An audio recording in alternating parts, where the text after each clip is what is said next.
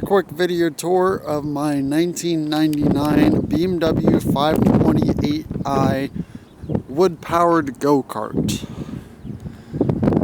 So I originally acquired this car as a parts car to fix up my other BMW after a relative of mine crashed it.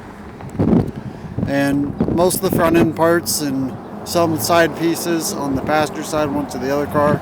But after I took all that stuff off, I was still left with a running and driving vehicle.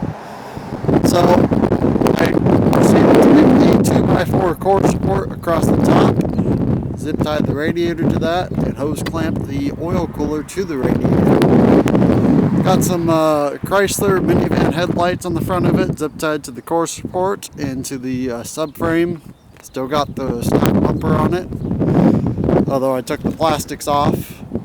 Spare tire didn't have enough space in the trunk, so I ended up mounting that to the bumper. Took the doors off due to being wood powered with the gasifier in the back. You lose about 30% of your power, so if I cut 30% of the weight, you're back to normal. Interior's in nice, decent shape. Got the 5-speed in there, so it's fun to drive even off gasoline. And then back here to what everybody's probably wondering what the hell it is. This is a gasifier. So how this works is you have your hopper here in the top, and you load your wood in here, and it flows down through the system, and it collects in a small tube, a paint can in here, and that's your burn tube. And it burns down in there. You got your ash collect, and if you look through the pictures, it'll make more sense, and then it cycles back up to the outside of the burn tube where I have fiberglass packed in to give it a first filtering stage. It comes out that tube, in through the radiator, and gets super cooled through here. It'll come down here, and then there's going to be a couple more filters I still have to make in the trunk. I just wanted to put this in the International Car Show, show some people what it is. But after that, the smoke will get pumped. Once it's cooled and filtered, it will get pumped into the engine at a 50-50 mix for air and fuel, and it'll run off smoke. A couple of unique things about the car.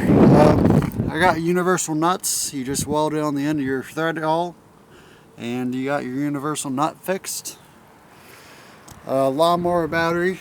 Oh, I don't have any interior anything except for a blower motor, so that's more than sufficient. Universal hooks.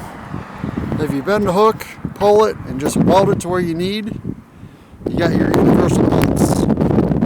This quarantine shit, I'm not going to the hardware store, so extra sunroof for weight reduction. Use the gasket material from the trunk around here. Hopefully you guys can hear me over this wind. JDM style mirror. This one is from the BMW. I just welded some ready rod and welded it all together up here as a nut so you can adjust it. It's a manual mirror now. Got zip ties holding the coolant reservoir on this other side here.